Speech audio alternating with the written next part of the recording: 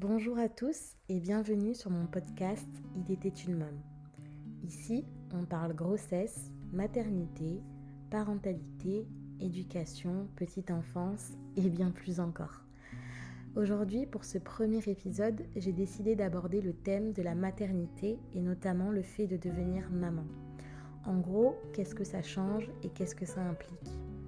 Alors avant de commencer, je voulais faire d'abord un petit disclaimer parce que je parlerai ici de mon expérience et de mes ressentis personnels.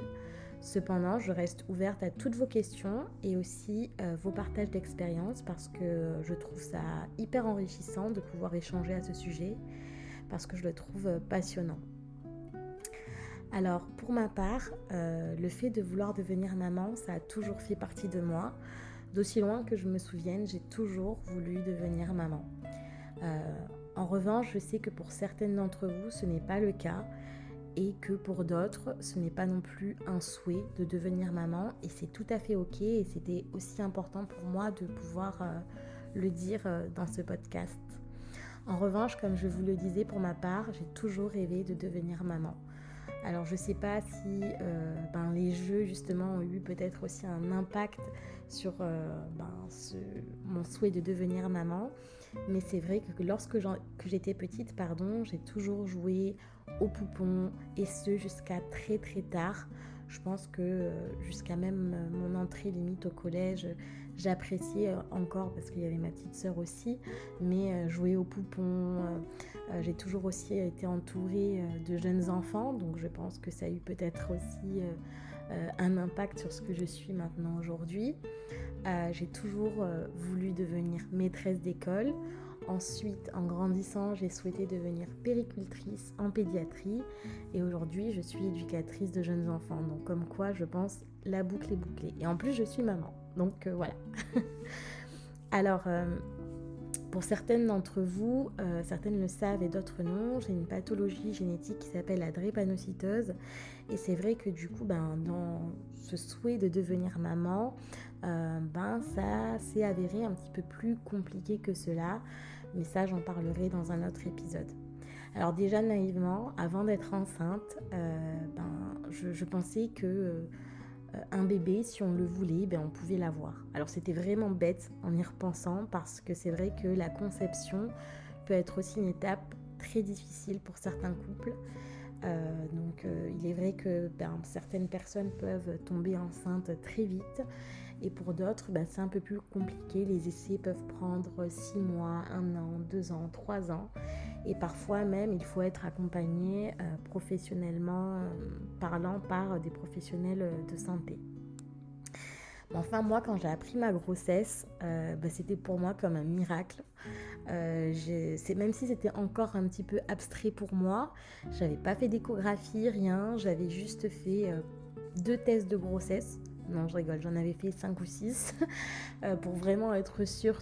Et à chaque fois que je voyais ces 2 petites barres-là, dans ma tête, en fait, j'étais déjà maman.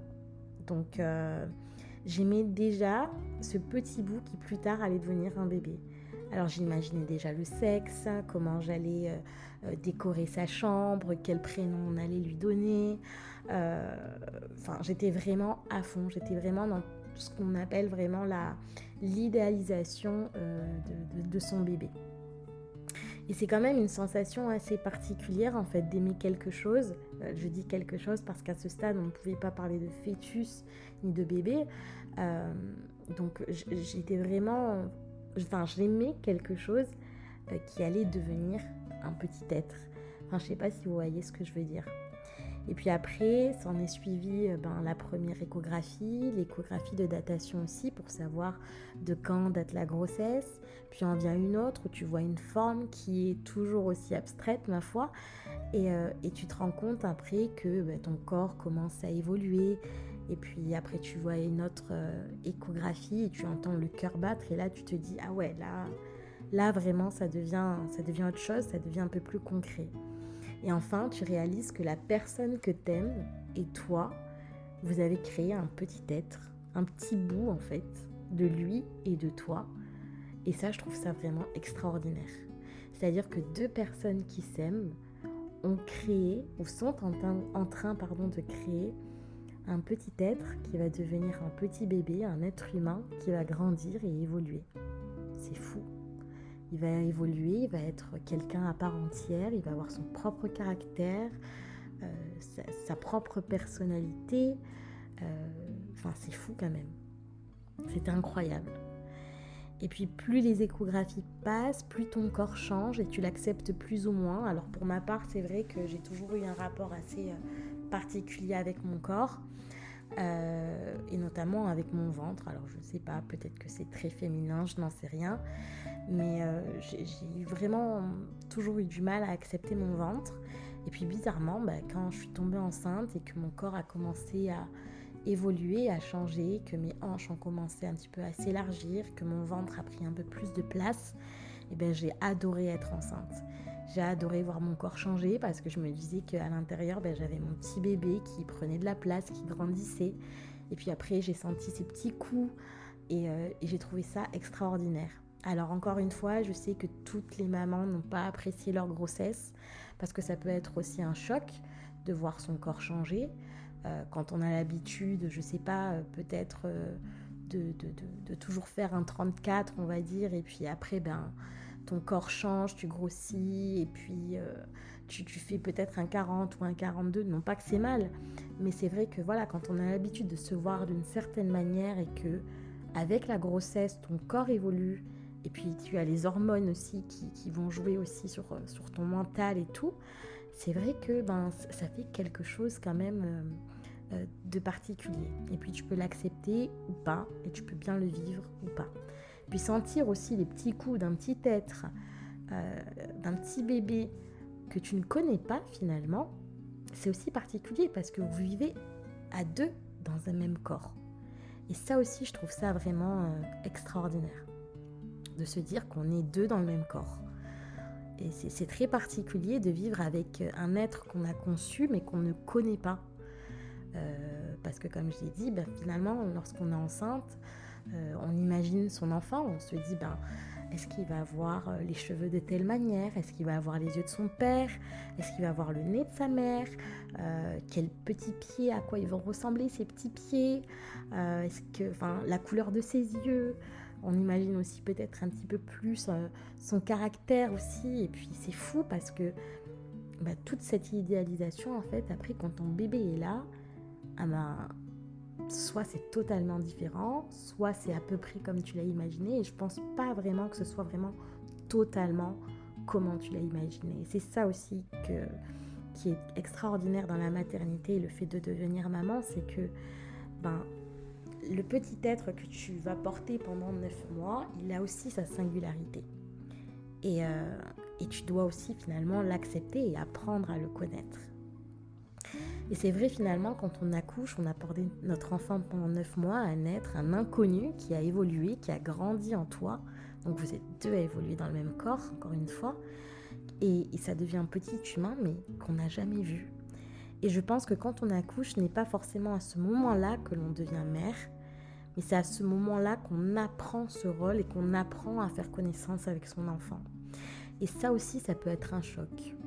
Alors, on entend souvent, tu vas voir, quand on va te poser ton enfant sur toi, ça va être extraordinaire, le monde va changer, ça va être en pause, etc. Alors, pour certaines, c'est le cas. Pour moi, ça a été vraiment le cas aussi. Ça a été extraordinaire. Quand on a posé Luna sur moi, je me suis dit, mais waouh, c'est mon petit bébé, c'est ma fille, je l'aime, elle est magnifique, forcément, c'est la plus belle du monde et tout ça. Mais aussi, d'autre part, tu te dis, oui, c'est mon enfant, c'est mon bébé, mais je le connais pas, ce bébé. Et il faut que j'apprenne à le connaître. Et ça prend du temps. Et je pense que ça prend toute une vie, finalement, aussi, à connaître son enfant. Alors, ma fille, elle n'a pas 18 ans, mais j'apprends encore aujourd'hui à la connaître, à découvrir ses traits de personnalité, etc. Et quand on accouche, c'est à ce moment-là, je pense, qu'on apprend ce rôle et qu'on apprend à faire connaissance petit à petit avec son enfant. Et c'est totalement différent que être vraiment mère, je dirais. On découvre qui est ce petit être, on s'adapte à lui, à son rythme, à ses besoins, et on se redécouvre aussi en tant que personne. On se découvre en tant que maman, qui est un autre rôle aussi. et on se réapproprie petit à petit son corps, parce que l'accouchement, ça peut aussi marquer physiquement, que ce soit, je sais pas moi, les vergetures.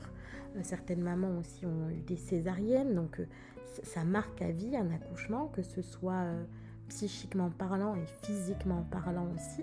Ça laisse des traces.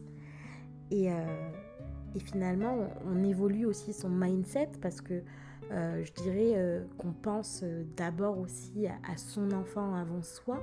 On se met en retrait petit à petit pour laisser place à son enfant.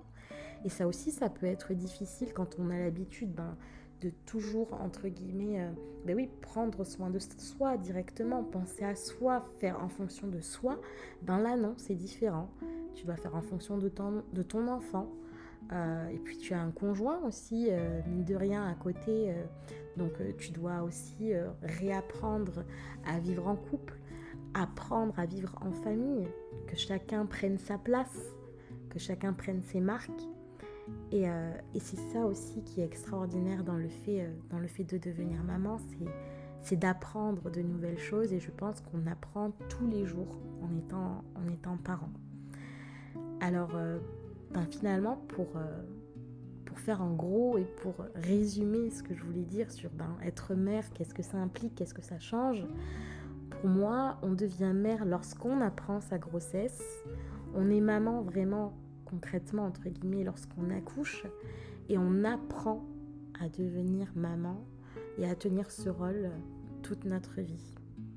Et pour moi, c'est important aussi de dire ces choses-là, parce que c'est vrai que légalement aussi, pour certaines mamans qui ont perdu leurs enfants en cours de grossesse, ou qui ont perdu leurs enfants lors de l'accouchement, on efface tout ça légalement en disant finalement, vous n'êtes pas parent.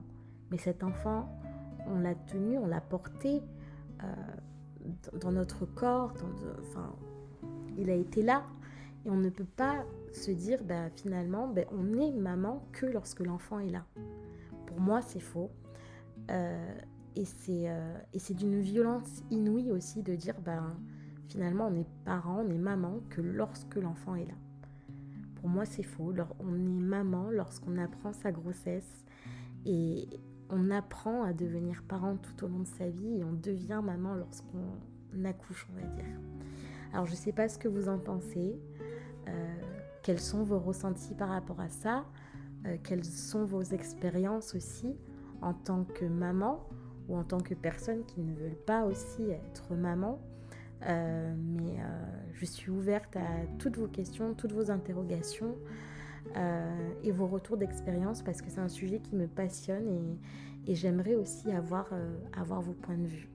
Donc voilà le mien pour ce premier épisode. Être maman, qu'est-ce que c'est ? En tout cas, j'espère qu'il vous a plu. S'il vous a plu, on se retrouve très vite pour un prochain épisode, et n'hésitez pas à me suivre sur mes réseaux sociaux. C'est pareil que le nom du podcast, c'est @il était une môme pour Instagram, _, et pour le reste, aucun tiré. J'espère que cet épisode vous a plu. Je vous embrasse et je vous dis à très vite.